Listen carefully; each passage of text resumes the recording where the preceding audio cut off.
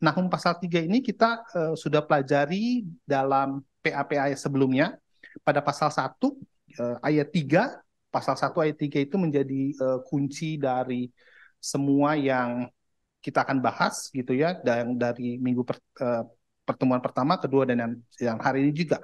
Apa itu? Tuhan itu panjang sabar dan besar kuasanya, tetapi ia tidak sekali-kali membebaskan dari hukuman orang yang bersalah. Patokan ini yang harus kita pegang gitu ya, bahwa ini adalah dasarnya. Lalu itu yang sudah dibahas 3-4 minggu yang lalu bersama Pak Netsen. Lalu kesalahan itu pasti ada konsekuensi hukuman ya. Kekristenan itu selalu begitu. Salah itu diampuni yes, tetapi konsekuensi hukuman itu pasti akan berjalan. Ya, nanti ada banyak hal-hal menarik gitu ya. Saya harap kita bisa menggali lebih dalam gitu bahwa kitab kecil itu selalu saya bilang dikorelasikan dengan kitab kecil. Lalu pasal 2 kita sudah membahas 2 minggu yang lalu bahwa Niniwe itu berdosa karena sombong. Nahum 1 ayat 9, lalu Yesaya 10 ayat 12, 2 Raja-Raja 17 ayat 23 sampai 24 ya. Kalau orang bilang Nahum playing as a god. Nahum bermain laksana Tuhan. Dia mau menghilangkan 10 suku orang Israel gitu ya. Dan untuk itu dia harus bertanggung jawab. Memang yang menarik begini. Kadang-kadang kenapa orang menjadi sombong? Kenapa Niniwe menjadi sombong? Kenapa Asyur menjadi sombong? Mungkin karena yang kemarin kita bahas bahwa Nahum ini pernah dijuluki sebagai cambuk murkanya Allah gitu ya. Lalu Alkitab itu selalu mencatat banyak orang-orang yang kita pikir kayaknya nggak masuk hitungan, tapi dapat gelarnya keren-keren ya. Nebukadnezar itu gelarnya hambaku gitu ya. Lalu saya baca-baca lagi ada yang lebih mulus lagi, Koresi. Koresi itu dicatat dalam Yesaya 45 ayat 1, aku memegang tangan kanan Koresi. Widih, keren amat gitu ya. Nama saya mah belum tentu dipegang sama Tuhan gitu kan, belum tentu dicatat gitu. Memang tetapi yang bisa kita pelajari bahwa apa yang Tuhan kasih janganlah membuat kita menjadi sombong. Karena ketika kita memakai berlebih atas apa yang Tuhan kasih, kita bermain sebagai kita ini adalah Tuhan, siap-siap. Nah, ini pasal 3. Ini kalau saya bilang pasal tentang kerusakan dan kegentarannya Niniwe gitu ya. Ada beberapa hal-hal yang menarik, ada kota penuh darah, ada sundal, lalu ada si TB gitu. TB itu panjang tuh dibahas ya, makanya di grup kemarin saya kasih beberapa. Apa itu TB gitu ya. Biar kita ayo berpikir lebih secara mengglobal gitu ya, TB. Oke, saya serahkan untuk pertama ke Susi dulu. Terima kasih. Baik, terima kasih Kak Jamie untuk waktunya. Ya, saya coba share screen dulu apa yang sudah saya coba buat.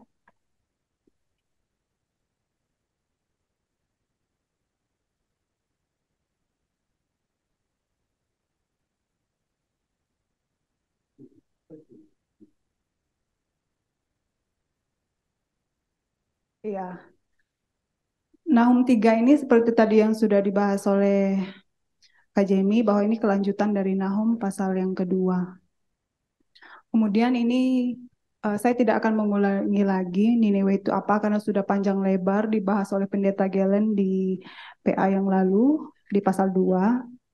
Jadi saya cuma menggarisbawahi yang kira-kira berkaitan lah yang dengan pembahasan saya begitu.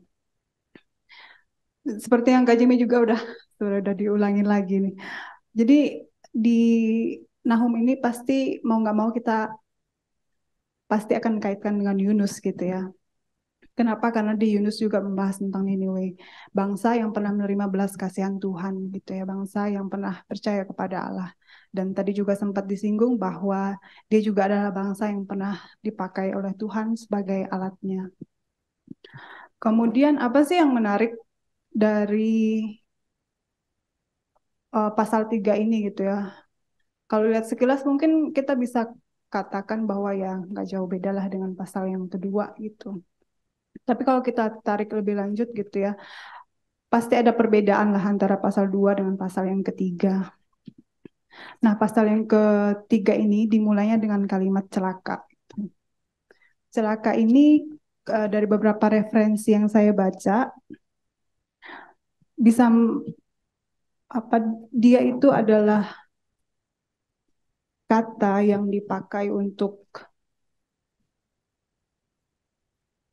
diambil dari ratapan gitu ya, liturgi untuk ratapan orang meninggal gitu.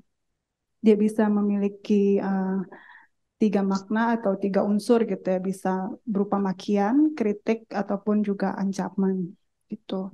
Kemudian di pasal yang ketiga ini juga kita akan menemukan alasan lagi gitu, alasan mengapa Niniwe ini dihukum. Dan dia juga akan memberikan gambaran secara utuh tentang penghukuman akhir yang menyakitkan bagi Niniwe. Oke, bagian yang pertama saya bahas mengapa Niniwe ini dihukum. Yang pertama itu karena Niniwe mewujudkan ambisi dengan kejahatan yang terus-menerus. Terus-menerus kita tahu dari mana, perhatikan ayat yang pertama, di situ di akhir kalimat ayat yang ke-1 dikatakan bahwa mereka itu melakukan dan tidak henti-hentinya penerkaman. Kemudian di ayat yang ke-19, di situ dikatakan bahwa sebab siapakah tidak tertimpa perbuatan jahatmu yang terus-menerus. Artinya bahwa kejahatan yang mereka lakukan ini bukan sekali atau dua kali, tapi terus-menerus mereka lakukan. Kemudian yang kedua yang saya dapatkan bahwa mengapa Niniwe ini dihukum? Karena mereka memperluas kekuasaannya itu dengan kekejaman. Kejamannya itu apa? Yaitu di ayat yang ke-1, di situ ada penumpahan darah, penuh dengan dusta dan perampasan. Kalau kita baca sejarah gitu ya, sangat banyak penjelasan mengenai kekejaman apa gitu yang sudah dilakukan oleh bangsa Asyur ini, khususnya berkaitan sama penumpahan darah. Sangat keji gitu ya, bahkan ada orang yang dikuliti tapi untuk membangun sebuah tiang. Itu sangat mengerikan, ada yang juga mungkin kepalanya dipotong dijadikan piramid gitu, sangat-sangat keji lah. Penuh dengan dusta itu apa? Penuh dengan dusta itu artinya mereka memberikan satu kebohongan. Ada juga referensi yang mengatakan mereka seperti memberikan janji palsu lah gitu ya, supaya orang itu mau untuk bergabung dengan mereka. Dan perampasan, perampasan juga sempat disinggung juga ya sebelumnya di ayat yang di pasal yang kedua sebelumnya, uh, ketika mereka berperang itu mereka banyak merampas dan menjarah gitu. Dan selanjutnya banyaknya persundalan dan sihir. Sebenarnya saya agak bingung di sini, kenapa Nahum memakai metaforanya persundalan gitu ya, apa hubungannya gitu. Sangat pusing bagian ini untuk mencari referensinya gitu. Referensi yang saya baca itu mengatakan bahwa metafora ini mendekati kenyataan. Kenapa? Karena di situ di Niniwe itu ada pusat pemujaan dewa Istar. Dewa Istar itu dewa cinta yang direpresentasikan sebagai ya pelacur. Jadi di situ ada atraksi amoral lah gitu ya. Kemudian ada juga referensi yang mengatakan bahwa persundalan itu yang dimaksudkan adalah taktik nipu gitu. Dan juga ada juga yang mengatakan bahwa menipu dengan cara apa ya, bisa saja dengan serangan psikologis seperti yang dilakukan ketika Raja Hizkia ya, kalau nggak salah di 2 Raja-Raja 18 itu. Jadi dia juga punya taktik yang sangat cerdik gitu. Seperti yang disinggung juga di pasal yang sebelumnya, dikatakan bahwa mencampur adukan bangsa-bangsa yang sudah dia jajah, jadi dicampur adukan gitu. Jadi yang punya wilayah ini diangkut ke tempat lain. Sehingga perlahan-lahan dia kehilangan identitas dan terpaksa menyembah ilah-ilah palsu yang ada di situ. Gitu. Kemudian selanjutnya melawan Tuhan. Ya otomatis ketika Tuhan adalah Allah yang kudus gitu ya, tidak bisa menerima kejahatan atau dosa yang dilakukan oleh manusia. Kemudian keangkuhan. Keangkuhan ini saya lihat dari ayat yang ke-8 sampai yang ke-10. Di situ dikatakan ada semacam sindiran gitu ya. Adakah engkau lebih baik dari TB gitu. TB itu juga salah satu pusat apa ya bilangnya ya. Ya pusat yang kerajaan makmur dan juga memiliki geografis yang baik, bahkan dia juga punya sekutu gitu ya. Dan itu sangat tidak mungkin untuk bisa ditaklukkan gitu kan. Dia salah satu kerajaan yang berkuasa juga. Tapi pada akhirnya dia dikalahkan juga oleh Asyur gitu. Karena itu sindiran ini adakah semacam merasa diri lebih baik ya, TB aja yang kuat bisa aku kalahin, masa aku nggak bisa bertahan, seperti itu. Dan ini juga seperti yang sudah disampaikan tadi, kaitannya juga dengan Yesaya yang ke-10 gitu ya. Nggak ada yang nggak bisa aku raih, bahasa sederhananya, nggak ada yang nggak bisa aku raih dengan kekuatanku dan dengan kebijaksanaanku. Begitulah kira-kira bahasa dari bangsa Asyur ini.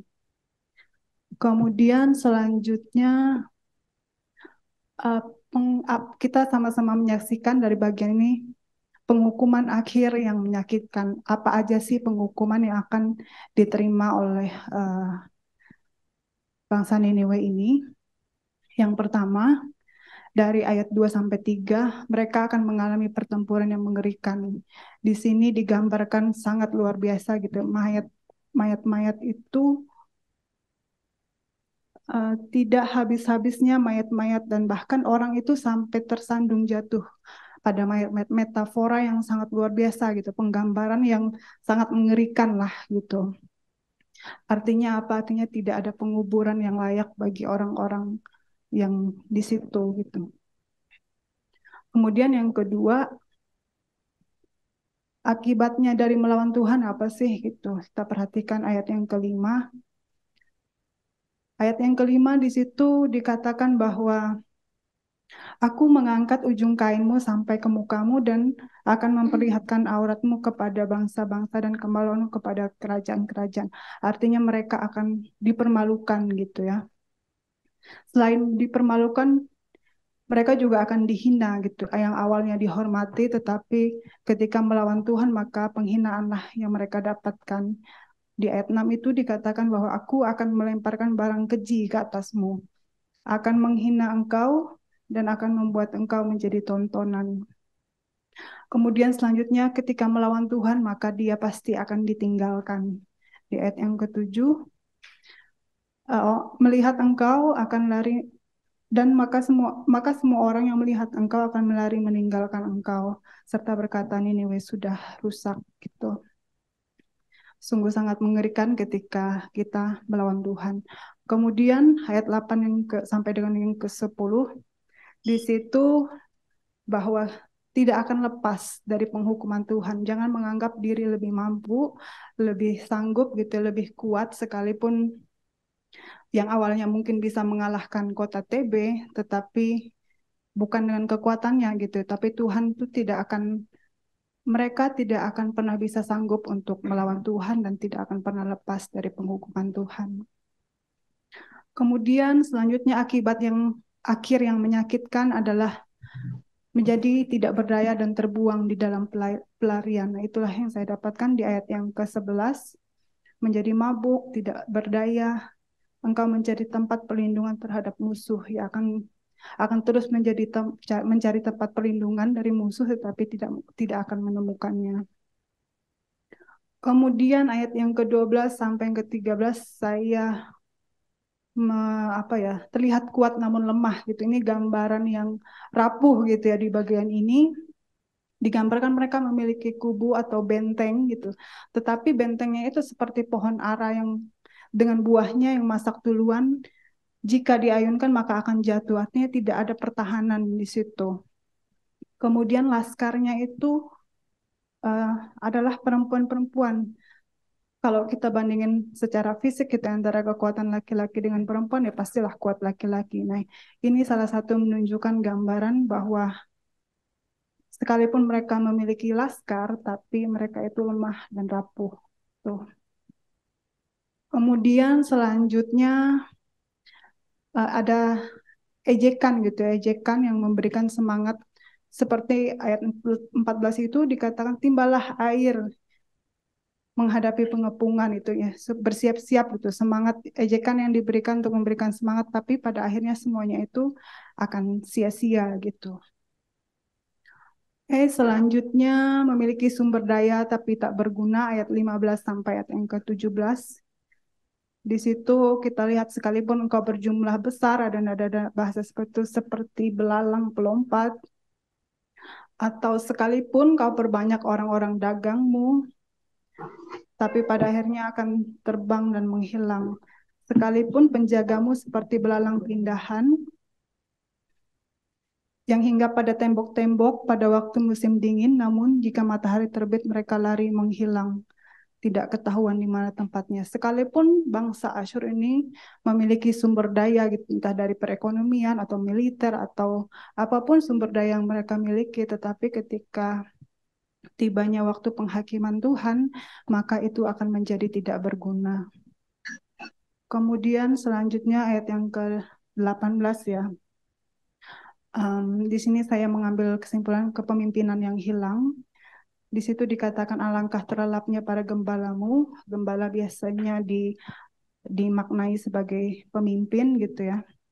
Apa artinya sebuah kota tanpa seorang pemimpin gitu ya, pasti akan tercerai-berai dan tidak akan ada yang mengumpulkannya kembali. Gitu. Kemudian selanjutnya luka yang tak tersembuhkan, ayat yang ke-19, maka tidak akan ada yang dapat disembuhkan dari apa yang mereka alami. Terus selanjutnya penghakiman akhir yang menyakitkan itu apa? Mengalami penderitaan tetapi justru kegembiraan universal, itu ayat yang ke-19.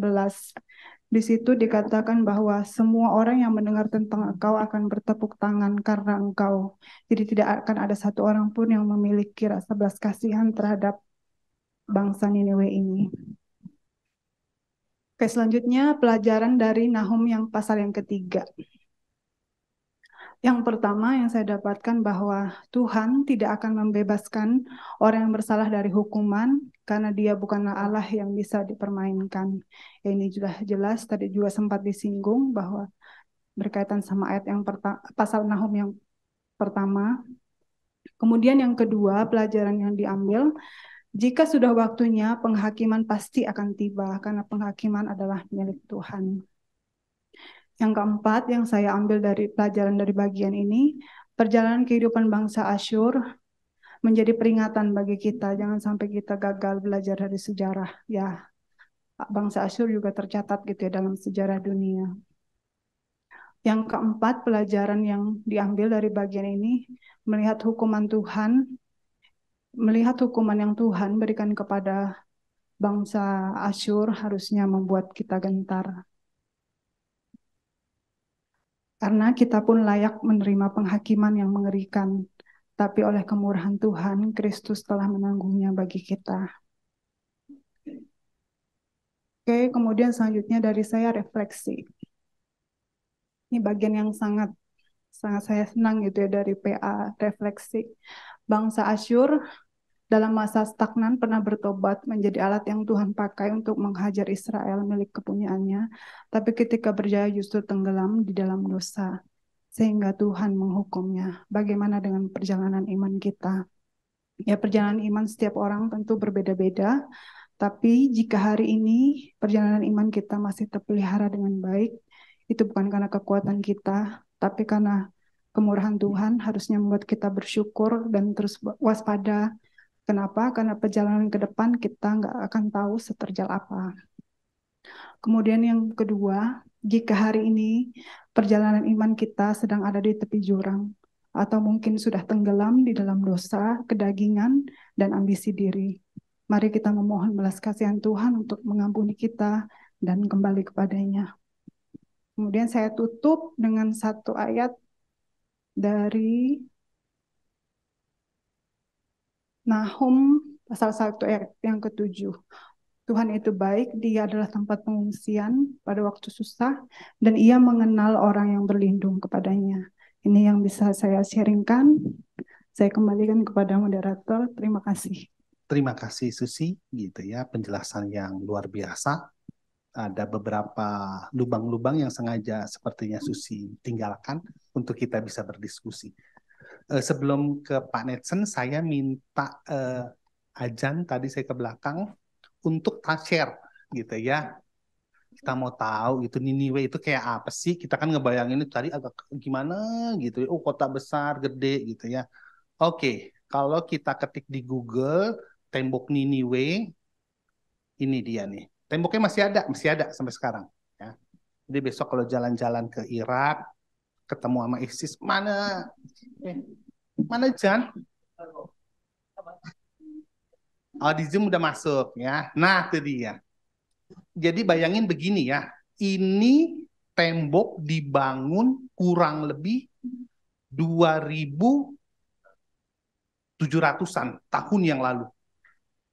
Semegah ini. Dan di dalam temboknya itu tadi ada Susi memasukkan ada gambar. Itu gambar ukiran. Ukirannya ukiran apa? Ukiran kota TB yang dihancurkan oleh orang Asyur. Nanti di akhir saya mau kasih lihat seberapa besar TB itu. Mules gitu ya. Waktu saya dengar, oh TB, mules. Artinya ini orang luar biasa. 2700 tahun yang lalu. Ya, Indonesia punya Candi Borobudur abad ke-8.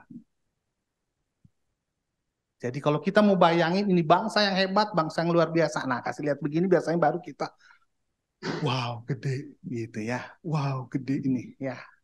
Ini yang kemarin ISIS bilang dia mau hancurin ini nih. Oke, sekarang saya kembalikan, saya serahkan ke Pak Netsen. Silakan Pak Netsen. Baik, Shalom, selamat malam Bapak Ibu Saudara-saudara dari Kalimantan. Saya sampaikan salam untuk kita semua. Saya sedang ada di guest house. Ya, senang sekali bisa berjumpa. Kebetulan malam ini juga ada pembinaan untuk siswa-siswi. Semoga link Zoom atau semoga internet kita tidak terganggu. Ya, saya akan share untuk apa yang akan saya sampaikan. Memang beberapa hal sudah disampaikan juga oleh Ibu Susi tadi. Ya. Ya, menarik memang kalau kita memperhatikan kitab Nabi Kecil atau kitab Nahum secara khusus ya. Ini kitab yang begitu salah satu kitab yang pendek tetapi sangat luar biasa pesan yang Tuhan sampaikan melalui Nabi Nahum secara khusus untuk Asyur ya, bukan untuk orang Yehuda atau bukan untuk umat Tuhan tetapi lebih kepada untuk bangsa Asyur itu sendiri. Nah, ya ini salah satu lukisan atau foto yang saya ambil tentang kota Asyur, ya, kota Niniwe. Ini bayangkan 2700 tahun yang lalu, ya satu peradaban yang luar biasa, kemajuan yang luar biasa, pembangunan yang luar biasa yang disajikan oleh orang-orang Niniwe.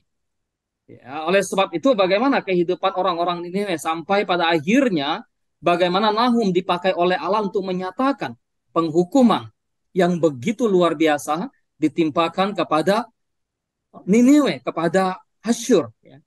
Tentu ada alasannya. Kenapa ada penghakiman atau kenapa ada ucapan celaka yang disampaikan oleh Nabi Nahum kepada orang-orang Asyur atau kepada kota Asyur atau kepada kerajaan Asyur atau kepada Niniwe. Nah, kota yang kejam ya. Kota Asyur atau Niniwe ini sebagai kota yang begitu kejam. Jelas kalau kita memperhatikan di dalam ayat 1, ayat 2 di situ dikatakan memang Niniwe sebetulnya ya, sudah digambarkan menjual diri kepada musuh Allah. Apa maksudnya Niniwe menjual diri kepada musuh Allah? Bukankah 100 tahun sebelum Nahum menyampaikan firman ini, Niniwe sudah menerima pesan dari Allah melalui seorang nabi bernama Yunus. Tetapi perjalanan yang begitu panjang ya, tentu 1 abad itu cukup panjang. Maka dikatakan bagaimana kota Niniwe selanjutnya. Celakalah kota penumpah darah. Dengan kata lain, kota Niniwe disebut sebagai kota yang menumpahkan darah. Celaka merupakan satu kutukan. Kutukan yang sangat keras. Kutukan yang sangat mengerikan. Ya, kalau kita mengingat kata celaka di dalam perjanjian baru, maka kita ingat bagaimana kutukan yang diberikan oleh Tuhan Yesus kepada orang-orang Farisi, ahli-ahli Taurat, yang kemudian juga kepada beberapa kota di sekitar Yerusalem. Sehingga membuat kota tersebut lalu luluh lanta.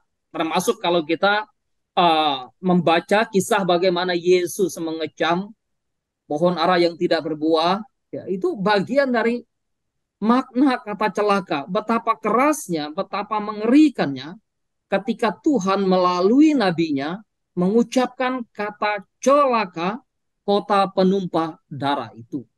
Ya, kota penumpah darah atau yang disebut juga dengan istilah City of Blood. Ya. Ini luar biasa. Kenapa demikian? Jelas, ya, Niniwe atau Asyur ini memperlakukan bangsa-bangsa di sekitarnya dengan begitu kejam, dengan begitu sadis, dengan begitu mengenaskan. Tidak mengenal kata ampun, tidak mengenal kata maaf. Ya, apapun dan siapapun yang berhadapan dengan orang-orang Asyur, dengan orang-orang Niniwe, maka mereka akan ditindas. Ya, itulah tindakan yang begitu mengerikan. Sehingga apa? Selain kota yang disebut sebagai penumpah darah, tadi dikatakan kota yang penuh dengan dusta, kota yang penuh dengan kebohongan, ya, kebohongan. Lalu bagaimana selanjutnya? Penuh dengan perampasan, seluruh dusta belaka, penuh dengan perampasan, tidak henti-hentinya penerkaman. Betapa jahatnya kehidupan atau tindakan Raja Asyur. Dan tentu bukan hanya Raja Asyur, nanti turun kepada ya pemerintah-pemerintahan aja, kemudian kepada tentara-tentara Asyur yang begitu sadis, yang begitu kejam, begitu bengis memperlakukan orang-orang yang tidak mau tunduk, tidak mau takluk kepada mereka. Kenapa mereka melakukan hal yang demikian? Karena memang tadi dikatakan ambisi raja untuk membangun kekuasaannya, salah satunya adalah dengan melakukan penindasan, dengan melakukan penjarahan, dengan melakukan pembunuhan. Ini salah satu strategi raja-raja zaman dahulu untuk membangun kekuasaan mereka, maka tidak lain. Mereka harus melakukan yang namanya pembunuhan terhadap para musuh, terhadap para lawan mereka.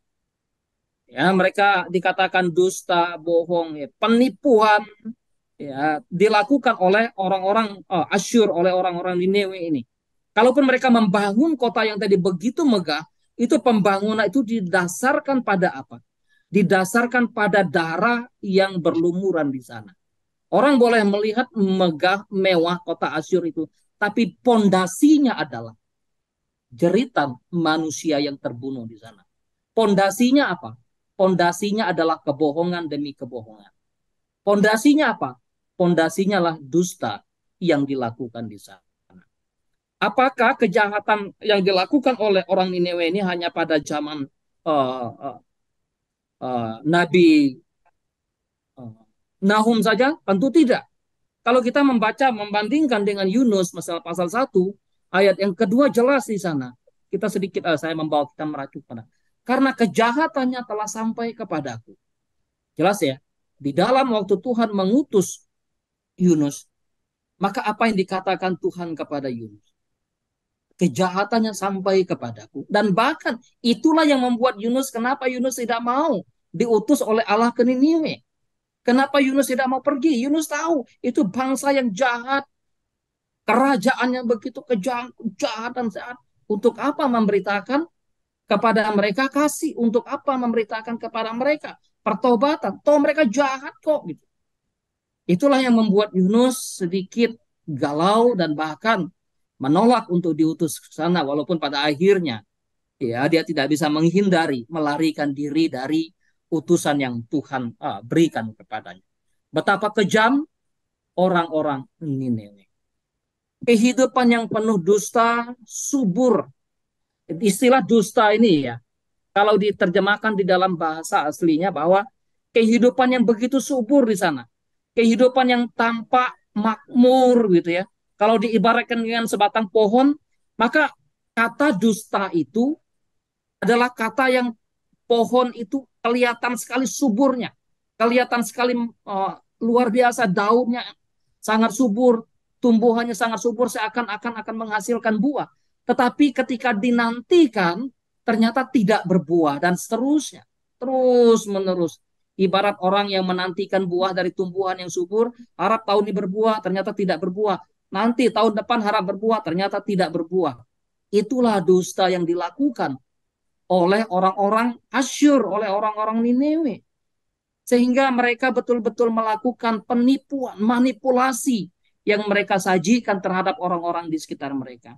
Jadi mereka menawarkan kemakmuran, menawarkan kenyamanan kepada bangsa-bangsa lain, kepada sekutu-sekutu mereka, bangsa yang mau tunduk, yang mau takluk di bawah kekuasaan mereka. Seakan-akan bahwa ada janji kemakmuran, ada janji pemeliharaan, ada janji perlindungan, ada janji pembangunan terhadap bangsa-bangsa di sekitar mereka. Tetapi faktanya Asyur justru memeras bangsa-bangsa lain. Asyur justru menindas mereka. Karena itu Asyur membohongi bangsa-bangsa lain. Kalau kita membaca rujukannya misalnya Dua Raja-Raja pasal 18 ayat 31 sampai 32 membicarakan hal demikian. Bagaimana sih strategi yang dilakukan oleh Asyur gitu. Tetapi bangsa-bangsa yang dibohongi mereka tidak berdaya. Siapa yang mau, siapa yang mampu, siapa yang kuat untuk melawan kekuasaan Asyur. Lebih baik mereka tertindas, lebih baik mereka tetap dalam kondisi yang tertipu, yang terbohongi, ketimbang mereka harus melawan Asyur yang begitu penuh dengan kekuasaan, kekuatan yang luar biasa. Oleh sebab itu itulah gambaran yang diberikan, yang ditawarkan oleh Asyur kepada bangsa-bangsa di sekitar mereka. Maka kota yang kejam, kota Niniwe, kota yang kejam, sebagai penjara, menjarah kota-kota yang diserang mereka, membunuh, membuang penduduk kota. Tadi sudah disinggung bagaimana perlakuan Asyur terhadap manusia pada zaman itu. Ya, kalau di zaman sekarang barangkali udah pelanggaran HAM yang begitu luar biasa. Manusia tidak lagi dihargai sebagai manusia. Manusia tidak lagi diperlakukan sebagai manusia. Bahkan manusia diperlakukan lebih daripada hewan. Itu yang dilakukan oleh orang-orang Asyur. Karena itu bagaimana mereka membangun kota, membangun keindahan, sehingga kota mereka penuh semarak, kota mereka penuh dengan keindahan, penuh dengan menjadi kota yang disebut sebagai kota metropolitan di zamannya. Tetapi jangan lupa, pembangunan yang mereka lakukan menumpahkan darah, mengorbankan orang-orang lain, membuang penduduk kota. Karena itu membangun kemegahan di atas darah, di atas dusta, di atas perampasan, itu suatu celah yang begitu luar biasa di mata Allah. Ini suatu pembelajaran yang luar biasa. Di kekinian tidak sedikit bukan? Manusia-manusia berusaha untuk membangun kemegahan, kemewahannya. Di atas apa? Kebohongan. Di atas apa? Penindasan. Dan bahkan di atas penganiayaan. Barangkali mereka tidak berdaya. Tetapi ingat di hadapan Tuhan bagaimana pembangunan tersebut. Orang bisa kagum dengan kemegahan, kemewahan Asyur, Niniwe di zamannya. Tetapi Tuhan murka terhadap kemewahan yang dibangun oleh manusia. Kenapa? Karena pembangunan itu bukan berlandaskan pada keinginan hati Allah. Tidak berlandaskan pada apa? Pada tujuan Allah. Tadi berlandaskan pada apa? Berlandaskan pada ambisi Raja Asyur. Oleh sebab itu, maka ya bagaimana Tuhan menyatakan penghakiman yang begitu luar biasa. Niniwe disebut sebagai kota yang kejam, tetapi juga Niniwe disebut sebagai kota pelacur. Kota yang disebut sebagai kota yang sundal oleh Nahum. Ini satu analogi atau satu bahasa yang sangat indah dipakai untuk menggambarkan bagaimana sih gitu ya. Ayat yang keempat, semuanya karena banyaknya pesundalan si perempuan sundal. Asyur digambarkan seperti seorang perempuan sundal yang begitu cantik, yang begitu megah, yang begitu mewah, begitu menawan, tetapi secara moral rusak, secara moral bejat. Kelihatan indah, kelihatan menarik, kelihatan begitu cantik, tetapi sejatinya moralnya rusak. Sejatinya bejat sekali kehidupan. Kecantikan Asyur memperdaya dan menjerumuskan ke dalam bahaya. Oleh sebab itu bagaimana gambaran Asyur sebagai kota persundalan atau sebagai pelacur di sini dikatakan pelacur bakti yang ada di dalam kuil-kuil berhala pada kota Asyur itu sendiri. Dan memang Tuhan sudah mengingatkan kepada bangsa Israel, kepada umatnya, tentang bagaimana mereka untuk tidak terjebak ke dalam yang namanya persundalan itu sendiri. Nah, istilah persundalan, istilah pelacur itu memang seringkali dipakai oleh Nabi dalam perjanjian lama secara khusus untuk menggambarkan antara relasi antara Allah dengan umatnya. Seperti yang dipakai oleh Hosea, bagaimana Hosea ya diperintahkan oleh Allah untuk menikah seorang Gomer, seorang PSK sebagai satu simbol bagaimana kasih Allah kepada umatnya yang sudah melacurkan diri, yang sudah membuat dirinya menjadi pribadi yang begitu hina di hadapan Tuhan.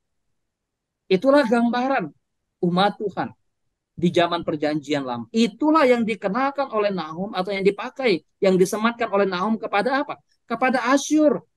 Sehingga persundalan itu tidak dalam konteks bahwa secara harafiah, tetapi menggambarkan bagaimana orang Niniwe yang sudah mengalami pertobatan melalui pemberitaan yang disampaikan oleh Nabi Yunus, tetapi pada kenyataannya mereka melacurkan diri mereka dengan melakukan hal-hal yang jahat, dengan melakukan hal-hal yang tidak memuliakan Tuhan. Ya, memiliki kecantikan dan kekuatan, punya magic yang luar biasa ya, ibarat sihir, menghipnotis orang-orang yang kemudian diperdaya oleh mereka. Ya, bayangkan kalau seorang perempuan, maaf ya, tidak dalam konteks untuk uh, membuat atau menjadikan perempuan sebagai hal yang tidak baik dalam konteks. Tetapi itu yang dipakai oleh Asyur ini oleh Nahum untuk menggambarkan Asyur. Bayangkan seorang pelacur, seorang perempuan sundal yang begitu cantik, dia bisa menghipnotis korban-korbannya. Itulah gambaran kota Niniwe yang begitu hancur. Bagaimana Tuhan tidak akan menyatakan penghakiman kepada kota Asyur. Pembalasan Allah adalah pembalasan yang adil. Kehancuran Niniwe. Berita di pasal 1, pasal 2 sudah kita bahas. Saya tidak lagi masuk ke sana. Tetapi memang kejahatan Niniwe sudah menumpuk di hadapan Allah. Itulah yang digambarkan kalau kita membaca bagaimana di dalam kehidupan atau keberadaan orang-orang. Tindakan yang akan dilakukan Allah terhadap Asyur apa? Pertama, Allah akan menyatakan pembalasan dengan menumpahkan darah si kota penumpah darah. Ini perspektif lagi-lagi teologi perjanjian lama. Mata ganti mata, gigi ganti gigi. Bagaimana ketika Asyur menumpahkan darah, orang-orang di sekitarnya, para lawannya, dan bahkan orang-orang yang menggabungkan diri dengan mereka pun kadang diperlakukan demikian. Maka hal yang samalah yang Allah nyatakan kepada mereka. Menumpahkan darah kepada penumpah darah. Jadi dengan kata lain bahwa apa yang Asyur telah lakukan kepada orang lain, itulah yang juga Allah lakukan terhadap mereka. Ini terlihat dari mana? Ayat yang ketiga. Banyak yang mati terbunuh dan bangkai bertimbun-timbun. Tak habis-habisnya mayat-mayat dan tersandung jatuh pada mayat. Ini gambaran bagaimana nanti ketika Asyur ditaklukkan oleh media Persia yang kemudian nanti berkoalisi dengan Babel. Ya. Jadi penyingkapan apa yang Allah lakukan di sana. Selain tindakan Allah menumpahkan darah terhadap si kota penumpah darah, maka Allah menyingkapkan kehinaan si pelacur itu sendiri. Dikatakan, aku akan menjadi lawanmu, ya. Aku akan mengangkat ujung kainmu sampai ke mukamu dan akan memperlihatkan auratmu kepada bangsa-bangsa, kemaluanmu kepada kerajaan-kerajaan. Betapa Asyur dipermalukan luar biasa. Gambaran lah ya. Ini menggunakan bahasa simbolik yang sangat luar biasa. Gimana sih ketika seseorang kemudian dibuka ya penutup tubuhnya, dibuka kainnya, lalu diperlihatkan kemaluannya. Itulah Asyur yang akan Tuhan lakukan terhadap Asyur itu. Sehingga menyingkapkan rasa malu yang begitu luar biasa. Ya, apa yang dilakukan oleh Allah seperti apa yang telah dilakukan oleh Asyur kepada bangsa-bangsa lain. Penindasan, mereka telah memperlakukan dan mempermalukan bangsa-bangsa lain, maka mereka pun akan dipermalukan oleh Tuhan sendiri. Oleh sebab itu kehancuran Niniwe Tidak ada lagi kerajaan yang berani membongkar kebobrokan, kehinaan orang-orang Asyur di zamannya. Siapa yang berani? Allah. Melalui apa? Penghakiman. Bangsa-bangsa yang begitu terpesona, terpikat, terpukau dengan kehebatan, dengan kemewahan Niniwe, pada akhirnya bagaimana ketika kehancuran tiba dilakukan oleh Tuhan. Maka Niniwe menjadi bangsa yang begitu hina. Asyur menjadi kerajaan yang begitu dipermalukan oleh Tuhan. Ayat 6, ayat 7 bicara. Aku akan melemparkan barang-barang keji ke atasmu. Ya, barang-barang keji itu ya seperti ya bagaimana sih ketika atas diri seseorang dilemparkan bukan hanya sampah, tetapi juga dilemparkan kotoran terhadap seseorang, maka itulah gambaran Allah terhadap tindakan Allah terhadap Asyur. Allah kenapa? Aku melemparkan barang yang keji ke atasmu, akan menghina engkau dan akan membuat engkau menjadi tontonan. Ya gimana gitu ya? Ketika seseorang atau ketika misalnya kita berjalan atau kita lalu tiba-tiba dilempari, ditumpukan sampah kepada kita. Kalau sampah yang bersih lumayan, tapi ini barang yang keji, barang yang kotor gitu ya. Apalagi kalau bicara dalam konteks yang lain misalnya menggunakan istilah melemparkan kotoran kepadamu sehingga engkau menjadi hina. Ini bukan hanya menjadi hina kemudian tidak dilihat orang, ini menjadi tontonan orang. Maka semua orang akan melihat engkau dan akan lari meninggalkan engkau gitu ya. Orang akan menghindar. Tidak lagi tertarik, tidak lagi terpesona, tidak lagi ya indah dipandang, tetapi sudah menjadi sesuatu yang begitu rusak dan memalukan. Niniwe sudah rusak. Ya. Yang tadinya begitu indah, yang tadinya begitu menawan, sekarang dikatakan apa? Sudah rusak. Emang siapa yang meratapi dia? Siapa yang berduka atas dia? Dari manakah akan kau cari penghibur-penghibur untuk dia? Carilah. Nggak ada. Tadi digambarkan bagaimana justru orang bertepuk tangan melihat kehancuran. Bukan justru berduka, waduh kasihannya Asyur, kasihannya Nineveh. Enggak. Tapi orang justru oke, mungkin mensyukuri. Ya, mungkin bertepuk tangan dan tertawa melihat kehancuran Asyur itu. Nineveh tidak berdaya. Jadi Nahum mengingatkan Nineveh dengan apa? Kehancuran kota Tebe. Kota kerajaan yang ada di Mesir pada zaman itu. Ya, secara strategis, secara teritorial, secara wilayah, maka kota Tebe itu kota yang begitu kuat, perlindungannya begitu kuat. Nggak ada musuh yang sebetulnya bisa menaklukkan di sana secara strategi, secara geografis. Secara politik juga demikian. Kota atau Mesir di zamannya punya sekutu yang luar biasa. Relasi yang sangat baik dengan bangsa-bangsa di sekitarnya. Relasi diplomatik yang sungguh kuat sekali. Posisi geopolitik juga yang begitu luar biasa.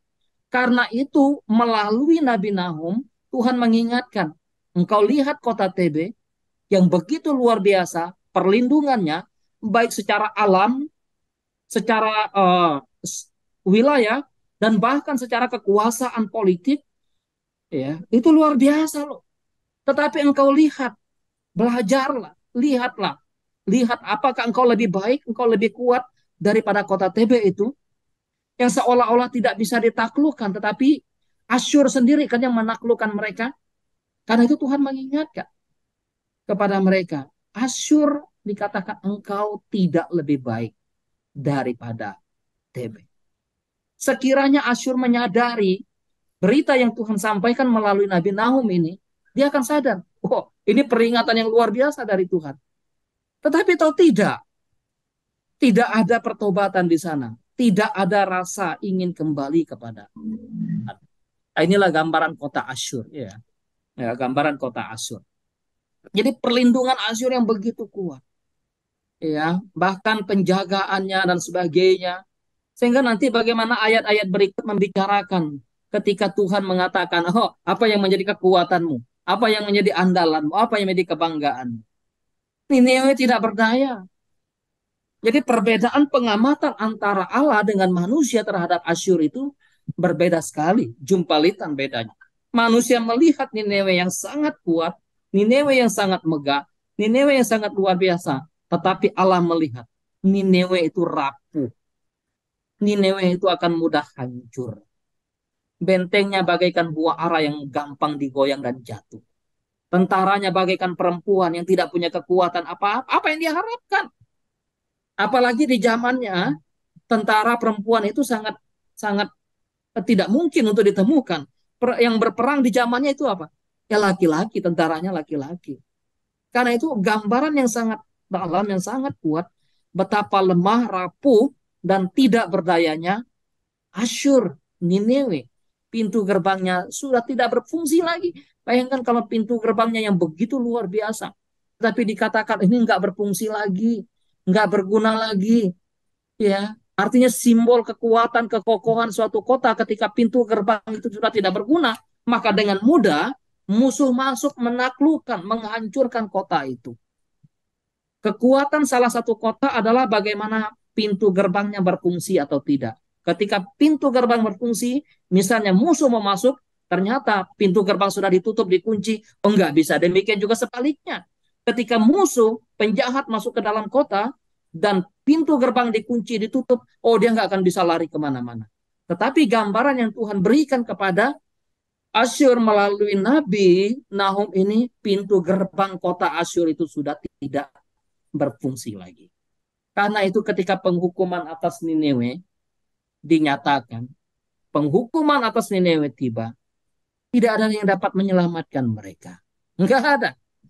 Nahum menyatakan pada penghukuman, waktu penghukuman Allah atas Nineveh tiba, tidak ada yang bisa menyelamatkan engkau lagi, hai Asyur, hai Nineveh. Tidak ada yang bisa menjadi andalanmu. Tidak ada yang bisa menjadi andalan mereka. Kekuatan dan kemegahan yang mereka miliki akan apa? Menjadi sia-sia.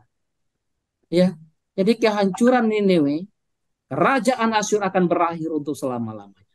Tahun 631 sebelum Masehi, raja yang memimpin Asyur itu Raja Asyurbanipal mati atau meninggal, lalu digantikan oleh Raja Asyuretilian.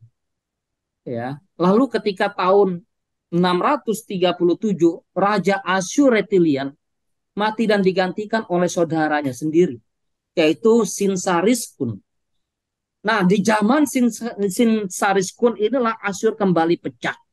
Pemberontakan dari seorang panglima, panglima dari tentara dari Raja Asyur yang kemudian berusaha untuk memberontak. Jadi ada peperangan saudara, dan dalam waktu itulah maka koalisi antara Media dan Babel menyerang kota Asyur, menyerang Nineveh. Akhirnya apa? Hancur tahun 609. Oleh karena apa? Kekuatan Babel, kekuatan Media Persia, dan juga koalisi dengan Babel. Ini luar biasa ya. Bagaimana ketika Tuhan menyatakan penghukuman. Apa yang ingin saya pelajari dari bagian, atau apa yang ingin kita bisa lihat juga. Tadi sudah beberapa poin disinggung oleh Susi. Saya ingin melihat juga bagian lain. Bahwa Allah sangat membenci yang namanya kejahatan. Di dalam pasal 1 tadi sudah disinggung oleh Pak Jemi salah satu ayat. Allah panjang sabar, berlimpah kasih karunia. Tetapi jangan lupa juga, kita tetap melihat dua hal yang Allah kasih, tetapi Allah juga adalah Allah yang adil. Allah adalah Allah yang suci, yang kudus, yang tidak mungkin berkompromi dengan yang namanya kejahatan manusia.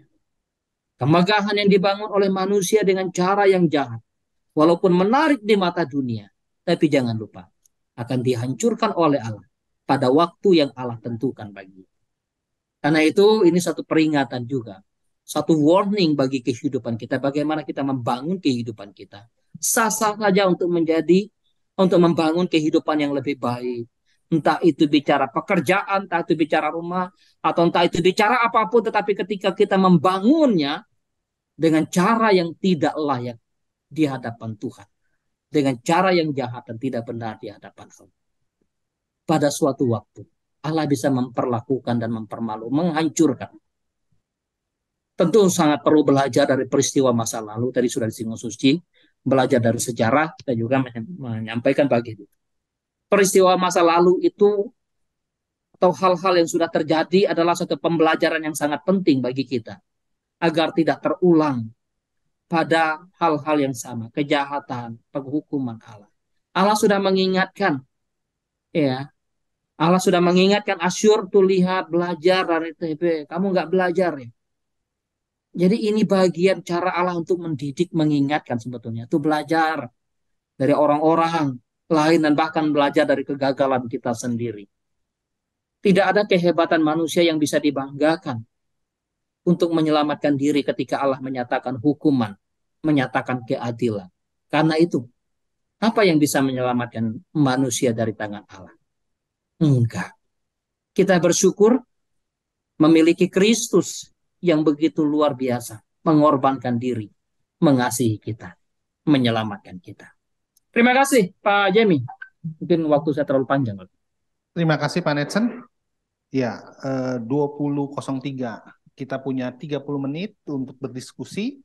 Selalu nanti jadi sampai 20.35, lalu 5 menit dari Pak Susi dan 5 menit dari Pak Netsen untuk closing statement katanya gitu. Oke, tadi saya ke belakang lagi, kita mau tahu gitu ya. Tadi kita udah agree bahwa TB itu dihancurkan sama Niniwe gitu ya. TB itu dihancurkan sama Niniwe gitu ya. TB dihancurkan sama Niniwe. Lalu kita mau tahu TB itu apa ya. Jadi Bapak Ibu kalau yang pakai aplikasi Sabda di Alkitabnya itu di kata TB itu ada kayak tanda panah. Kalau dipencet itu akan lari ke peta gitu ya. Nah, TB itu kalau di peta sekarang ini nama kotanya itu menjadi Luxor. Gitu ya. Kalau Pak Tong bilang begini, kalau kamu ada diberkati sama Tuhan dan ada kesempatan pergi ke Mesir, pergi ke 44 Luxor karena Giza, satu lagi saya lupa. Gitu ya. Karena kenapa? Ini. Nah, sekarang kita mau lihat seberapa gede si TB itu. Coba jangan itunya Jan, yang itunya tuh, yang ada lapangan-lapangan itu. Nah, itu temboknya TB. Gede kan? 3.000 tahun yang lalu sudah dibangun bangunan ini, kota TB ini. Lalu 2.700 tahun yang lalu kota TB ini disikat habis sama Niniwe. Ya. Dan kalahlah mereka, gitu ya.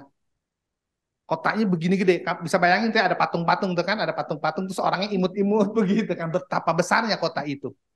Tetapi bisa dikalahkan sama Niniwe. Jadi kalau Niniwe sombong ya bolehlah gitu ya. Bolehlah dia sombong, memang jago sekali. Nah, kita naik lagi. Nah, TB ini apa? TB ini Mesir ya, Mesir di zaman pertengahan. Jadi kalau kemarin yang ada di grup saya udah kirim-kirimin tuh ya. Perjalanan Mesir. Nah, Mesir di zaman pertengahan itu TB. Nah, kasih lagi Jana yang itu Jana. Elah tuh gimana bikinnya coba kan? Teknologi yang luar biasa, teknologi yang kita nggak ngerti. Tapi ada yang menarik ya. Kisah Rasul bilang begini, Musa mengerti segala pengetahuan tentang Mesir. Jadi Musa diyakini beberapa teolog bahwa Musa tahu cara membangun piramid. Tapi yang hebat ketika dia membangun bait Allah, dia nggak ngikutin bangunan piramid, dia ngikutin bangunannya yang Tuhan kasih gitu ya. Itu gede-gede ya. Gede-gede. Sekarang kita masuk ke ini, Jan. Kita jalan-jalan dulu, kita masuk ke Kuil Temple Ramses II. Itu ada di Luxor juga. Nah, ini lebih mulus lagi nih kita kalau ngelihat ini kan. Ini seberapa besar. Ramses II itu diyakini oleh Patong khususnya. Ramses II ini adalah Firaun yang bertarung dengan Musa di Keluaran. Ramses II ini menjadi satu-satunya Firaun yang hobi selfie gitu ya. Dia punya 3.000 patung tentang dirinya dia. Jadi kalau masuk ke sana, tuh dia tuh. Luar biasa kan bisa dipahat sedemikian hebat. Itu yang tadi dia bilang, bagaimana bisa menyerang Luxor? Sebelah situnya laut. Kamu mau nyerang dari mana? Terhadap Luxor. Tapi Luxor kalah, TB kalah oleh Mesir. TB kalah oleh Niniwe. Jadi Niniwe merasa sombong? Boleh? Boleh.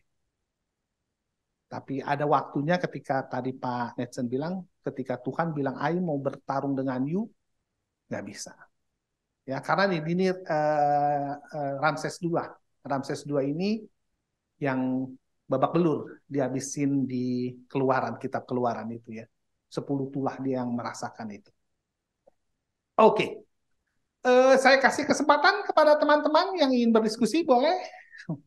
Coba Jan dibalikan. Nah, ada siapa aja nih? Ada Bulu Mongga, ada Pak Hendi, ada Juna, ada Bang Patrick. Silakan yang mau berkontribusi.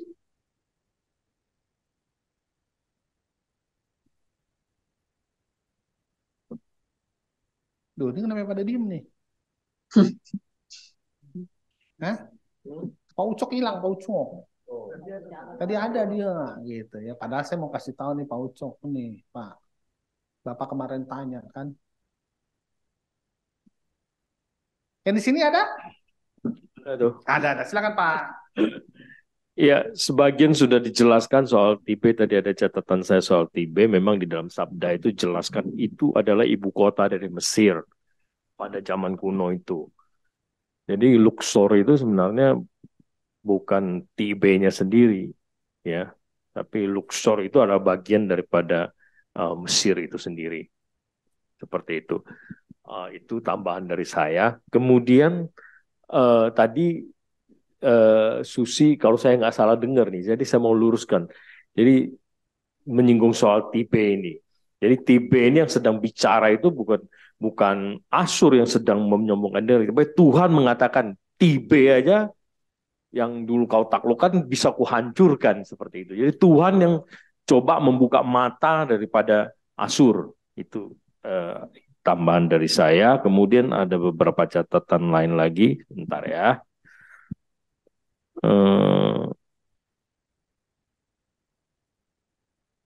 Kalau kita mau baca, ini kan baca bahasa kiasan. Tadi saya mendapatkan banyak berkat dari beberapa versi, salah satunya bahasa Indonesia sehari-hari, ya, atau di sabda disebutnya BIMK ya. Nah itu di B sendiri juga diulas jelas sekali ya, lebih panjang lagi di situ. Nah, jadi saran saya baca juga perbandingan itu teman-teman ya. Kemudian poin lain, nah yang menjadi pertanyaan waktu saya merenungkan ini, saya mempersiapkan ini, saya merasa kok selama ini kita lihat tuh Asyur tuh jahat banget gitu loh. Saya terus merefleksi diri, sebenarnya ini gambaran kita juga gitu kalau menurut pandangan saya. Apakah Asyur itu sekarang itu menjadi negara apa sebuah kerajaan atau sebuah negara yang kafir atau fasik? Kagak tuh. Mayoritas Kristen tuh Syria itu. Jadi iya kan? Nah, jadi aku melihat di situ ada pemeliharaan Tuhan. Apa aku salah? Ini aku coba mau ngajak kita diskusi.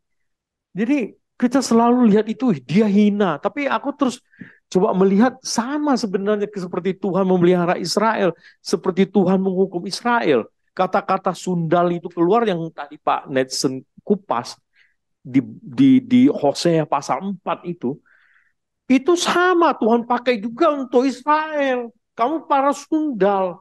Itu yang Hosea bicarakan, kan orang Israel itu. Nah sekarang Tuhan pakai juga sundal itu untuk Niniwe. Jadi podo-podo aja gue bilang. Ini Israel sama Niniwe nggak lebih bagus Israel.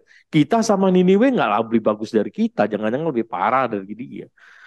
Itu yang saya lihat pergumulan saya Niniwe sekarang.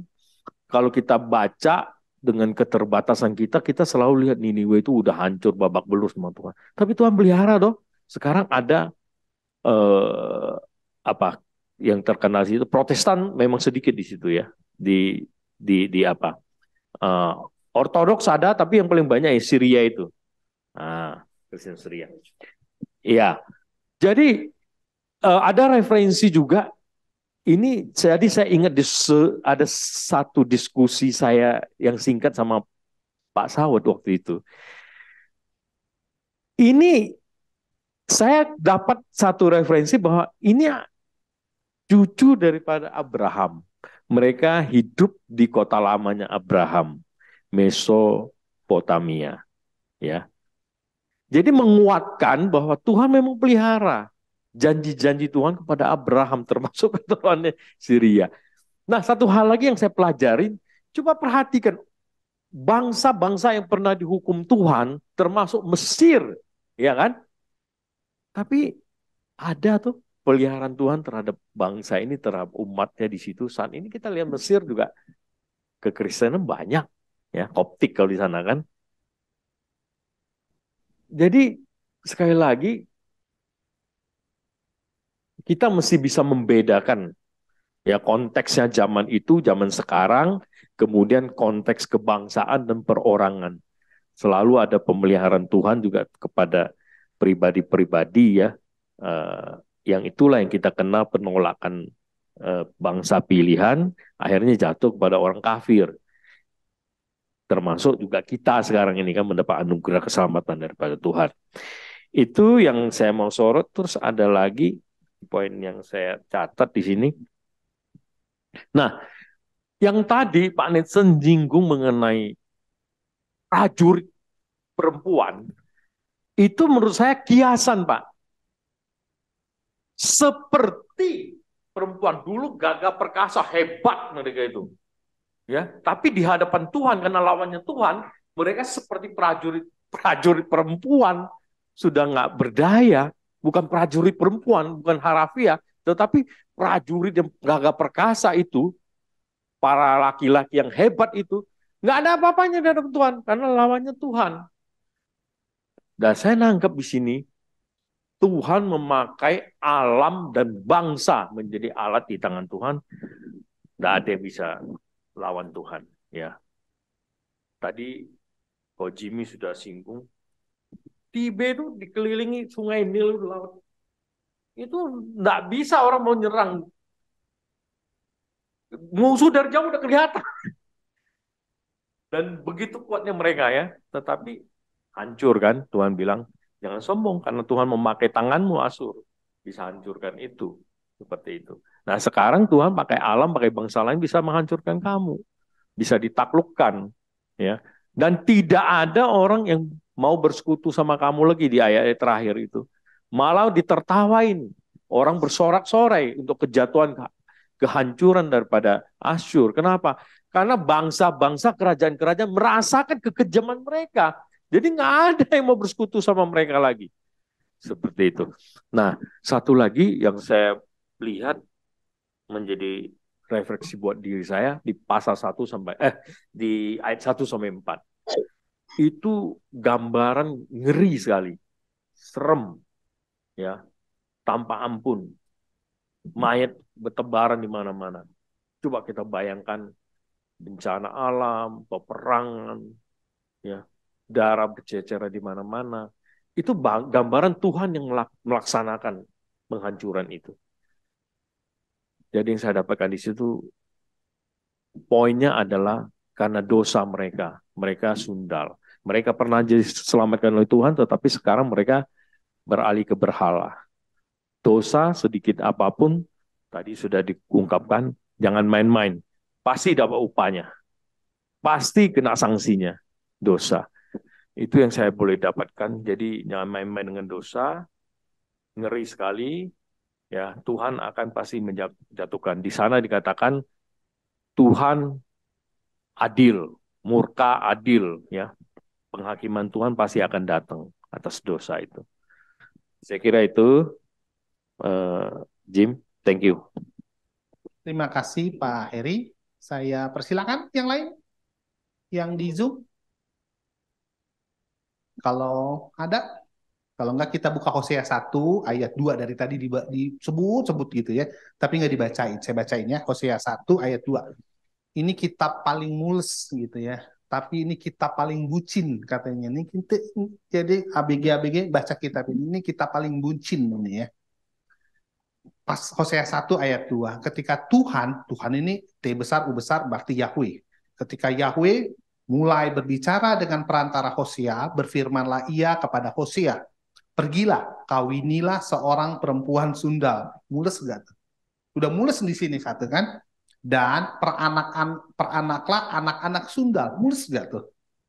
Karena negeri ini bersundal hebat dengan membelakangi Tuhan. Ada buku kecil namanya Gomer, Aku Sayang Padamu. Itu cerita didramatisir, dikontekstualisasi cerita tentang Gomer. Bagaimana kalau penafsir situ bilang Hosea hanya punya anak satu dari Gomer. Tapi Gomer itu punya anak berapa? 3. Jadi yang 2 dari mana? Yang 2 dari hasil melacur. Dan dipelihara sama Hosea. Sakit gigi gak? Sakit gigi. Lalu tadi statement Pak Netsen adalah Tuhan benci kekerasan. Seberapa benci Tuhan dengan kekerasan? Kalau tadi Niniwe menyambung dengan Pak Heri, jangan-jangan kita juga sama gitu ya. Ini coba kita lihat nih, Hosea 2 ayat 2.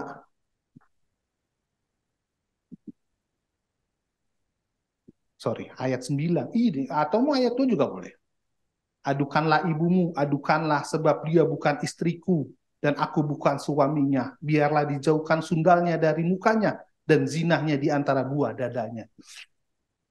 Ayat 9. Kalau dipakai sabda yang ini agak koma-koma nih ya 9, 10 tuh ya. 9, itunya 10. Dan sekarang aku akan menyingkapkan kemaluannya di hadapan mata para kekasihnya, dan seorang pun tidak akan melepaskan dia dari tanganku. Bahkan ada Hosea pasal 3 itu, Gomer dibeli lagi sama si Hosea, akan mulus juga. Oh Tuhan. Oh Tuhan. Tapi itulah gambaran kita. Itulah gambaran kita. Oke, daripada center kebanyakan ngomong gitu ya. Saya cuma tadi memperjelas supaya kita memiliki gambaran yang clear. Ketika Pak Heri tadi menyampaikan itu, ini loh ayat-ayatnya sehingga clear gitu ya. Ada? Ada? Ini Jem, paling sepi nih boleh kayaknya. Boleh Jem, Hendy Jem. Yes, silakan Pak Hendi. Halo semuanya, dari tadi ngikutin sih, walaupun saya tidak pakai lensa, tapi nyimak lah. Apa yang sudah disampaikan teman-teman tadi memang valid dengan apa yang sudah digambarkan di Nahum 3 ya. Saya coba sedikit mengambil kesimpulan dari apa yang kita pelajari di kitab Nahum dari pasal 1, pasal 2, dan pasal 3. Pasal 1 lebih berkisar masalah nubuatan di mana Niniwe akan dihukum. Pasal 2 adalah eksekusi di mana pada waktu Tuhan melakukan eksekusi kepada Niniwe. Yang ketiga adalah evaluasi kalau saya boleh bilang. Jadi ada 3 pilar utama dari apa yang saya baca di Nahum itu sendiri. Jadi ada nubuatan, eksekusi, dan kenapa kok Niniwe dihukum, yaitu dievaluasi ya. Tadi udah dijabarkan oleh Pak Nelson juga dan juga Susi. Dan saya melihat bahwa memang kalau saya tarik kekinian, ya memang kehidupan Niniwe itu nggak beda jauh sampai sekarang tuh masih relevan gitu, masih ada. Kenapa? Ya karena kayaknya kita aja baru masih segar di ingatan kita. Perkara Ferdi Sambo baru diputuskan mati. Gitu. Jadi sebetulnya kalau pikir-pikir, jangan-jangan si Sambo ini dulu juga titisannya Niniwe gitu ya. Kalau dipikir-pikir. Artinya kejahatannya itu udah luar biasa. Artinya jangan-jangan ya Barada Eliezer itu pun juga sebetulnya juga bagian seperti kayak dia tuh si Tibe gitu loh. Atau enggak dia dikatakan dia memang lebih kecil dari pangkatnya soalnya yang dibunuh yaitu si Brigadir Barada. Dia membunuh kakak pangkatnya ya si Joshua itu. Tapi ya akhirnya dia agak dibebaskan. Tapi kan yang mengeksekusi, yang menuju perintah itu kan ya si Sambo itu. Artinya yang mempunyai pangkat yang lebih jauh lebih tinggi. Artinya saya melihat begini, bahwa kejumawaan seseorang dengan pangkat tinggi, dengan keserakahan, dan juga dengan apa ya tindakan yang sudah di luar nalar pikir manusia itu luar biasa. Akhirnya memang Tuhan juga bisa berbicara di dalam menghukum itu sendiri. Saya mencoba menarik kitab Nahum itu diproyeksikan di dalam kehidupan kekinian kita gitu. Tadi juga disinggung sama teman-teman. Tapi dari kisaran teman-teman juga mendominasi dalam keabstrakan itu sendiri yang nggak masalah buat saya juga, itu juga saya buat belajar juga dalam hal ini. Tapi saya coba menarik kesimpulan apa yang bisa kita tarik dari kitab Nahum itu di dalam kekinian kita. Ternyata ya memang Tuhan berbicara kepada orang yang jahat itu ya pasti dihukum juga gitu. ya tadi Pak Nelson katakan mata ganti mata, gigi ganti gigi, ya mungkin sekarang misalnya nyawa ganti nyawa gitu ya. Tapi dengan kekinian ini, dengan Tuhan Yesus sudah ada, ya kan perkara itu susah ya. Kita ampunilah musuhmu dan doakanlah musuh-musuh. Ini yang buat kita, apa yang bisa kita petik dari kitab Nahum. Kalau memang hal itu rela, kita kalau dibunuh ya jangan dibunuh deh, biarin didoain aja, dilus-lus aja. Gimana rasanya nggak ngasep kepala kita ya? Ini hal-hal itu kan betul menjadi pergumulan kita semua. Tapi saya banyak belajar bahwa ya itu tadi poinnya dari kitab Nahum adalah kejahatan pasti akan dibalas dengan hukuman yang Tuhan berikan, itu saja. Itu yang saya tangkap ya dari bahasan ini ya. Mudah-mudahan ini menjadi melengkapi ataupun juga dari sisi catatan pinggir di dalam kitab Nahum itu apa yang kita pelajari di dalam diskusi ini. Itu saja Pak Jemi, terima kasih. Terima kasih Pak Hendy. Yang lain saya kasih kesempatan gitu ya, masih ada. Susi katanya nggak mau statement, Susi nggak mau statement, jadi kita mesti punya 10 menit. Kalau dia statement 5 menit tinggal. Belum mau nggak?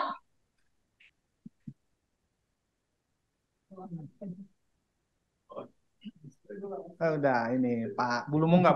Silakan.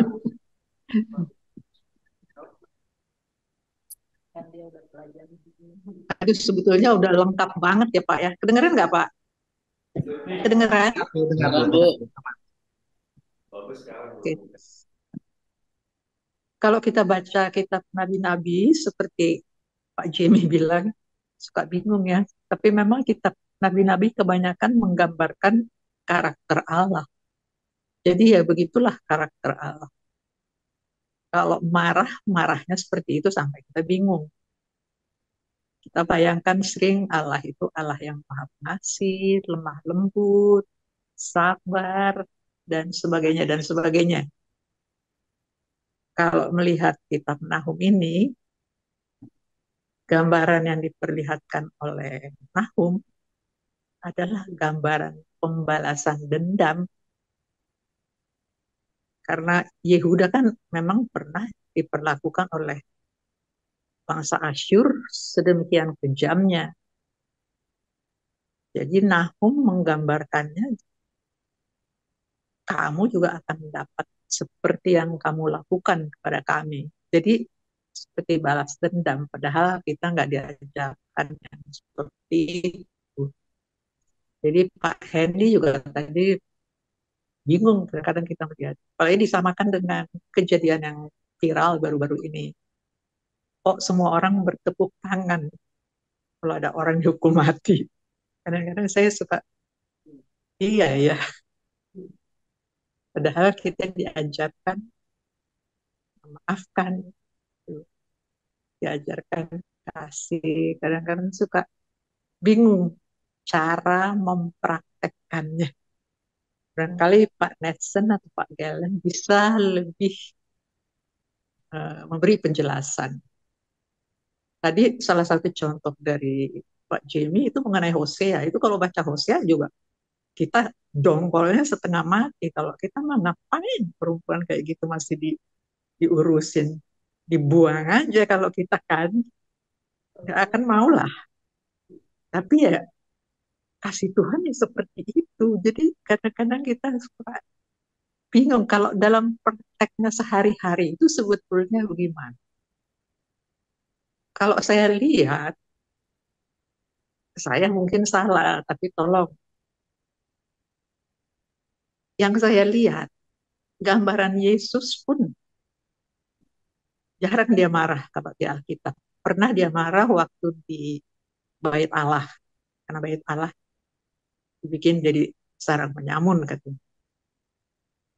Atau pada waktu pelacur wanita dilempari, ya dia belain, dia bilang, kalau ada yang tidak berdosa, silahkan lempar dia. Dia memaafkan, mengasihi. Kalau saya lihat, karena di Alkitab nggak banyak digambarkan di Perjanjian Baru kemarahan Yesus, sementara di Perjanjian Lama apa namanya balas an eye for an eye itu kayaknya kental, cukup diperlihatkan. Cuma saya kadang-kadang dari yang saya lihat, kan hukum yang utama itu adalah kasihilah Tuhan Allahmu, kemudian kasihilah sesamamu manusia. Kelihatannya, mungkin saya salah ya, Allah itu marah betul kalau manusia itu melakukan perlakuan yang tidak benar atau penghinaan terhadap Allah dan terhadap sesama manusia. Niniwe itu kan terhadap sesama manusia, memperlakukannya udah seperti hewan, bukan seperti manusia. Semua yang dihukum-hukum berat sampai dengan marah yang tidak tergambarkan oleh kita, itu adalah manusia-manusia yang memperlakukan sesamanya tidak manusiawi sama sekali. Apakah memang yang betul-betul sikap manusia yang tidak hormat atau terhadap Allah dan berlaku tidak adil terhadap sesama manusia, kita pun harus menghukumnya. Kita juga harus bersikap, ya kita juga harus bersikap adil. Jadi nggak boleh kita diam aja, diperlakukan seperti ini kita diam aja. Ada orang lain diperlakukan seperti ini kita diam aja. Karena kita kan sering begitu. Lah udahlah, nggak berani menyuarakan kebenaran dan keadilan. Lebih baik berdiam karena memahami secara salah kan kita diajarkan untuk mengasihi sesama manusia. Padahal kita juga harus menunjukkan tindakan itu nggak benar, tindakan itu salah. Jadi kita harus dengan keras. Jadi kasih itu kalau tidak disertai dengan kemarahan, kelihatannya ya bukan kasih yang benar. Karena kalau pada keadaan-keadaan di mana ada kebenaran, keadilan, dan lain-lainnya itu disalahgunakan atau dilanggar habis-habisan, ya kita harus marah. Jadi nggak juga diam. Jadi saat kita bereaksi ini yang kadang-kadang suka nggak tepat. Harusnya kita harus bereaksi, kita diam aja. Harusnya kita nggak usah bereaksi, kita malah bereaksi berlebih-lebihan gitu. Barangkali Pak Netson atau Pak Gellet bisa menjelaskan seharusnya dalam keadaan-keadaan seperti itu kita sebagai orang Kristen itu harus bersikap seperti apa. Karena sering loh di dalam sejarah misalnya pada zaman dulu, zaman G30S, itu kan banyak ketidakadilan yang berlaku, yang terjadi. Tapi orang kebanyakan diam, nggak bersuara. Padahal itu kan sebetulnya salah. Nah, di mana letaknya posisi kita dan apa yang harus kita lakukan pada keadaan-keadaan seperti itu? Pertanyaan saya itu aja, Pak. Oke, Bu. Terima kasih. Sebelum ke Pak Netsen, kita dari tadi statementnya Pak Netsen adalah Tuhan benci kekerasan. Seberapa benci sih Tuhan sama kekerasan? Gitu ya, kita buka deh Pak sekarang. Jenny sebentar, Ya. Pak Jenny sebentar saya tambah. Kalau Tuhan Yesus kelihatannya kalau ada perlakuan-perlakuan nggak benar langsung terhadap pribadinya, dia nggak bereaksi apa-apa. Tapi kalau ada orang bersikap nggak benar terhadap sesama atau terhadap Allah, baru dia bereaksi marah banget. Apakah memang begitu? Jadi kalau Ya. ada orang jahat sama kita, barangkali kita bersikap sedikit nggak terlalu melawan begitu. Oke. Ini saya nggak tahu deh, pusing kepala saya. Ya, Bu. Kita buka dulu, Bu. Kita buka, Bu. Jangan pusing-pusing, Bu. Jangan pusing-pusing, Bu. Kita buka coba Kan begini, tadi kita bilang Niniwe itu kota darah, begitu kan? Kita buka sekarang, ini kita buka nanti kita sakit gigi nih.